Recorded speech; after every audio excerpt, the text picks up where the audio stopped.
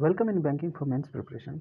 आने वाले बैंक के एग्ज़ाम को ध्यान में रखते हुए आज इंग्लिश सब्जेक्ट के one of the important section sentence filler पर वीडियो बनाने जा रहे हैं। सेंटेंस फिलर वाले पैसेज को पूरा अच्छा से पढ़ें, थीम समझना है और कौन सा मोस्ट सुटेबल ऑप्शंस उसमें फिट बैठ रहा है उसे चूज़ करना है। सो आइए नेक्स्ट पढ़ते हैं। In February 2010, Medical Council of India announced a major change in regulation governing the establishment of medical college. With this change, corporate entities were permitted to open medical college. The new regulation also carried the following warning: permission shall be withdrawn if the college resort to commercialization. अब ये इन सभी topic से related इस sentence होगा feel होगा इसमें, और इसी से ही रिलेटेड आगे के भी सेंटेंस सूट करेगा। कौन सा लाइन इसमें चूज़ हो रहा है? A basic requirement for a new medical college is a pre existing hospital that will serve as a teaching hospital. Okay, तो इसमें ओवरऑल थीम क्या है कि गवर्नमेंट अनाउंस की है या medical council of India announce किया है कि major changes regulation governing establish किया जाएगा ऑफ मेडिकल कॉलेज का, और इसके संदर्भ में चेंज के संदर्भ में क्या होगा, कॉर्पोरेट एंटिटीज़ को परमिट किया जाएगा कि आइए आप कॉलेज को ओपन कीजिए। और इसमें न्यू रेगुलेशन कैरिड आउट होगा कि वार्निंग दिया गया है, permission shall be withdrawn if college resort to commercialisation. अगर कमर्शियलाइजेशन का सहारा लिया जाता है तो परमिशन को विड्रॉन कर लिया जाएगा। ओके, तो नेक्स्ट आगे बढ़ते हैं, देखते हैं ऑप्शंस क्या क्या हैं। Since regulation doesn't elaborate on what constitute resorting to commercialisation, मतलब कि किस आधार पर, क्या आधार है, क्या कॉन्स्टिट्यूट करता है कि एलोबरेट करता है कि रिजॉर्टिंग टू कमर्शियलाइज, किस तरह का कमर्शियलाइज होगा, तो ये बोला नहीं गया है। गवर्नमेंट या मेडिकल काउंसिल ऑफ इंडिया बोली तो है रेगुलेशन करेगी, लेकिन किस तरह का रेगुलेशन करेगी, किस तरह का रिजॉर्टिंग टू कमर्शियलाइजेशन नहीं होगा या होगा, वो कुछ एलोबरेशन नहीं है। This will presumably be matter left to the description of the government, और यह मैटर गवर्नमेंट के ऊपर छोड़ दिया गया है। ठीक है, तो ठीक है, रिजॉर्ट टू कमर्शियलाइजेशन है और रेगुलेशन डजेंट एलोबरेट किया है, लेकिन गवर्नमेंट के ऊपर सारा छोड़ दिया गया है। और फिर गवर्नमेंट आगे का बेसिक रिक्वायरमेंट भी देख रही है कि न्यू मेडिकल कॉलेज का प्री एग्जिस्टिंग हॉस्पिटल कैसा रहेगा, कि वो सर्व करेगा एज अ टीचिंग हॉस्पिटल के रूप में ही सर्व करेगा। तो ठीक है, ये सेंटेंस सूट कर रहा है। देखते हैं इसे भी और अच्छा कोई सेंटेंस है क्या जो इसमें फिट करेगा। The health ministry with the help of MCI, medical council of India, has been active in proposing yet another innovative solutions to the problem lack of doctors in the rural areas।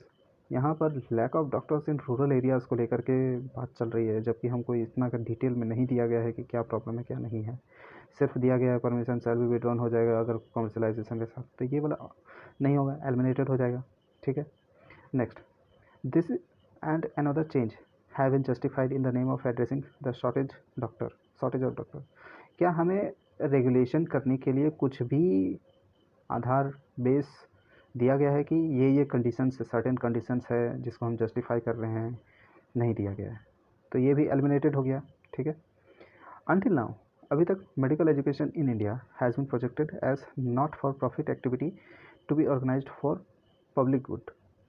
तो ये इस theme के एकदम ही opposite बोल रहा है। अगर not for profit का होता तब फिर यहाँ पर क्यों परमिशन विड्रॉल कर लिया जाता? अगर कमर्शियलाइजेशन होता तो मतलब कि इससे पहले कमर्शियलाइजेशन ही होता था, प्रॉफिट सीकिंग होता था, और यहाँ पर बोल रहा है क्या कि medical until now, sorry until now है कि तब तक medical education in India has been projected as a not for profit activity. Not for profit activity होगा to be organised as public good, लेकिन यहाँ पर ये तो क्राइटेरिया ही नहीं दिया हुआ है, तो हम ये लाइन कैसे हम इसमें डाल सकते हैं कि ये सर्टेन क्राइटेरियाज हैं, इसको आपको मानना है? तो ये चीज़ नहीं दिया हुआ है, तो कॉर्पोरेट एंटिटीज़ भी उसमें कंफ्यूज है कि कौन सा क्या है, किस बेसिस पर मुझे रिजॉर्ट टू कमर्शियलाइजेशन करना है कि नहीं करना है। ठीक है, तो ये भी एलिमिनेटेड हो गया। Next, faculty in all medical college are to be issued an RFID based smart card by the MCI with the unique faculty number।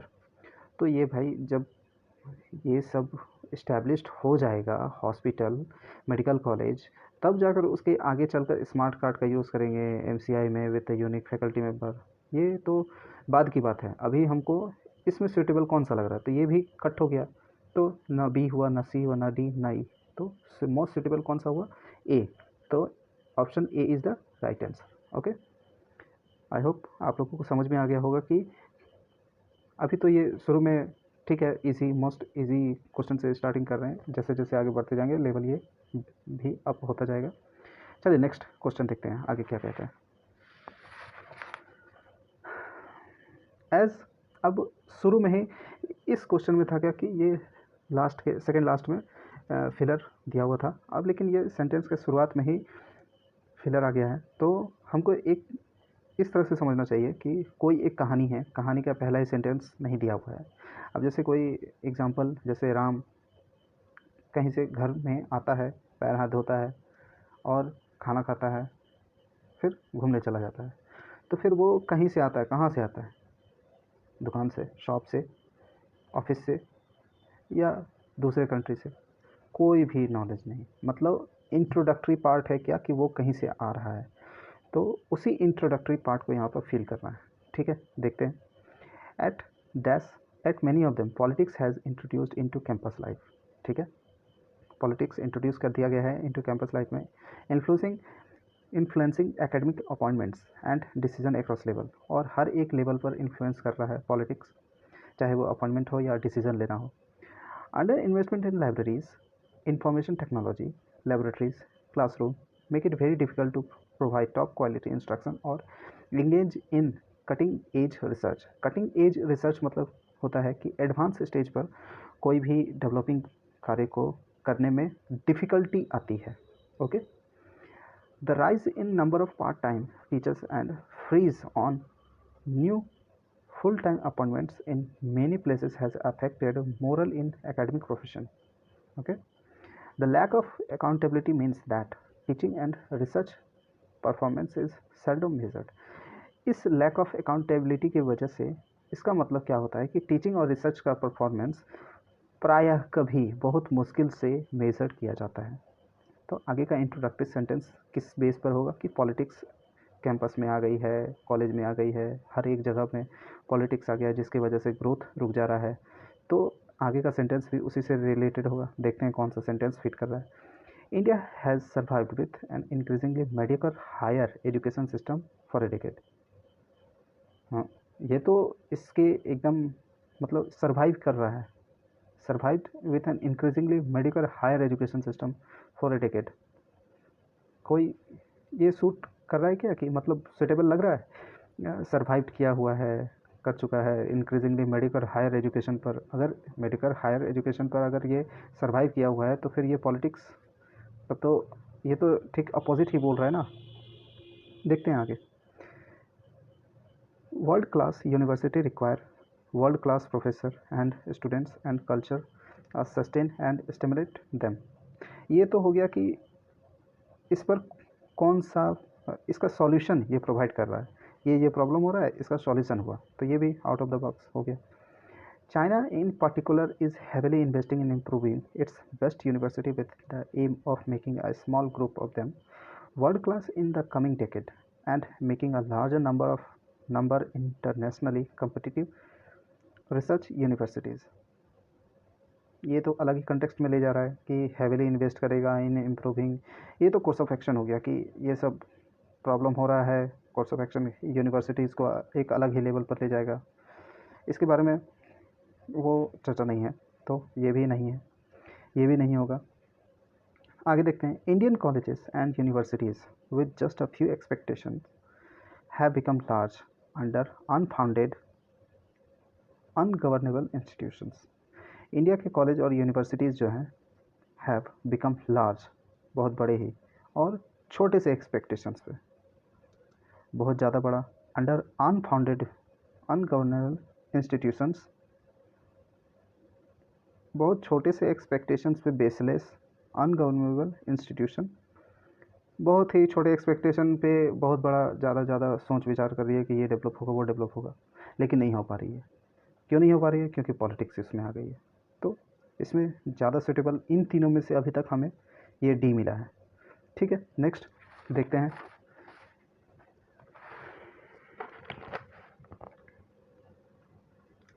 An academic culture that is based on merit-based norms and competition for advancement and research funds in is necessary component.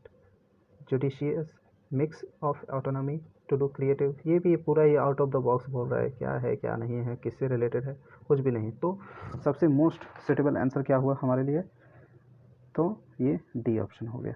Okay, चलिए next करते हैं।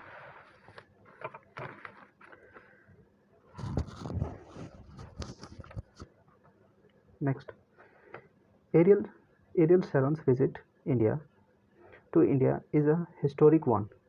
Not only is it the first ever by any Israeli prime minister, but it also opened a new chapter in cooperation between the two countries, which has multiplied manifold since the establishment of full-fledged diplomatic relation in 1992.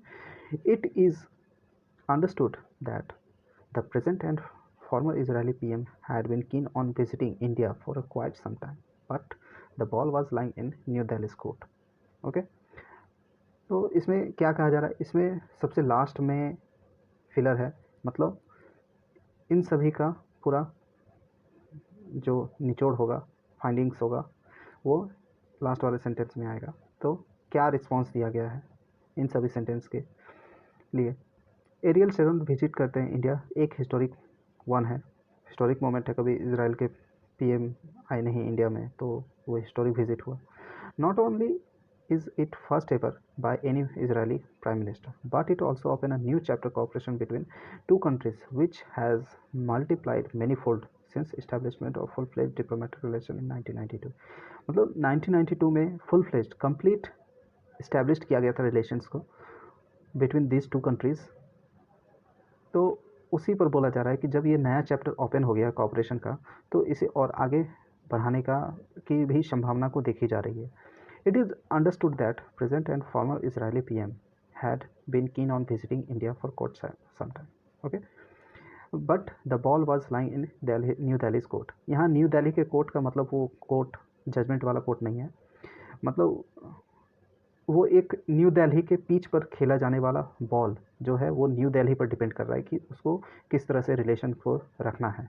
क्योंकि कोई भी country के लोग अगर visit करने आते हैं India में, तो सबसे पहले वो न्यू दिल्ली के सेंट्रल गवर्नमेंट से मिलते हैं कि वो अब रिस्पांस किस तरह से देती है। तो वर्ल्ड पूरे न्यू दिल्ली के, मतलब इंडिया के कैपिटल न्यू दिल्ली में सेंट्रल गवर्नमेंट को दिखती है।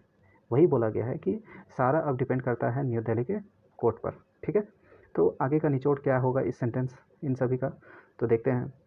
Indian policy makers started viewing in West Asia not necessarily as a zero-sum game. Not related to the passage. Indian policy maker started viewing its West Asia policy not necessarily, जो ज़रूरी नहीं है, as a zero-sum game. ठीक है, आगे देखते हैं। Sharon's visit is likely to focus on bolstering strategic partnership, highlighting the horrors of terrorism and the need to cooperate to effectively combat the scourge. Scourge means जो मतलब किसी एक आदमी या किसी एक वस्तु की वजह से कि बहुत सारा ट्रबल को फेस करना होता है। तो वही बोल रहा है टू इफेक्टिवली कोऑपरेट करेगा, टू इफेक्टिवली कॉम्बैट करने के लिए, as combat the scourge as also to boost defence and trade cooperation में। ओके, सैरन्स को विजिट क्यों हिस्टोरिक बोला जा रहा है, क्योंकि वो कोऑपरेशन करना चाहते हैं अच्छी तरह से। इंडिया और इसराइल दोनों ही टेररिस्ट कंट्री के आसपास की बसी हुई कंट्री है, या आसपास की कंट्री जो है टेररिस्ट एक्टिविटी में इन्वॉल्व है। तो वही बोल रही है कि कोऑपरेट करेंगे, इफ़ेक्टिवली कॉम्बैट करेंगे स्कॉच क्या चीज़ से, किसी एक चीज़ की वजह से जो प्रॉब्लम होती है उससे हम लोग कॉम्बैट करेंगे, ट्रेड में कोऑपरेशन करेंगे या डिफेंस में बूस्ट करेंगे। तो इसी वजह से ये विज़िट हुआ है कि हम न्यू दिल्ली के साथ एक नया चैप्टर को कोऑपरेशन में लाना चाहते हैं। ठीक है, ये निचोड़ दिया जा रहा है, अच्छा है, निष्कर्ष फाइंडिंग्स जो दिया जा रहा है। ठीक है, आगे देखते हैं इससे भी कोई और सुटेबल ऑप्शन है क्या। The Nehruvian perspective guided India's West Asia policy for decade after independence. West Asia policy for decade after independence doesn't seems to be here. ये यहाँ सुटेबल ही नहीं लग रहा, out of the box, again not suitable to the passage. Again next, the New Delhi now may be Israel's Israel's largest arm purchaser. Maybe it may be possible, यहाँ पे हो सकता है, बट पहले कॉपरेशन को हरा झंडा दिया जाएगा कि हरी झंडी मिलेगी कि हाँ न्यू दिल्ली में हामी भर दी है, तो उसके बाद ही ये संभावना जताया जा सकता है। तो इसके पहले सेंटेंस, ये सबसे लास्ट का सेंटेंस होगा, बट इससे भी पहले कोई सेंटेंस होना चाहिए जो कॉपरेशन को अप्रूवल दे रहा है। ठीक है, तो ये भी नहीं होगा। Next, during the independence movement Nehru and Gandhi didn't favour the Zionist claim to Palestine and saw a fundamental difference between Zionist movement and Indian national movement. कोई मैटर ही मैच नहीं कर रहा है इसमें से, कहाँ से जूनोस माना कि पैलेस्टाइन इजराइल दोनों एक ही में मिला हुआ है, वो उसका एक अलग हिस्ट्री है, तो हिस्ट्री तो बताने नहीं जाएंगे इसमें। इससे रिलेटेड, पैसेज से रिलेटेड कोई भी इंफॉर्मेशन नहीं है। सो हमारा आंसर क्या हो रहा है, एक ही हो रहा है, ऑप्शन बी। ओके, ठीक है, आप लोग भी कोशिश कीजिएगा, इसे एक बार देखिएगा। Next,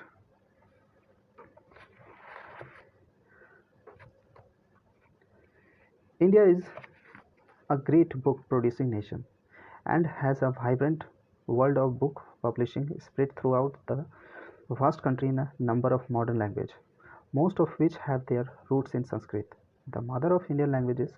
In terms of numbers, there are more than 16,000 publishers in India, publishing 90,000 titles annually in 24 languages, out of which 18 are highly developed to fulfill the needs of the multilingual nation.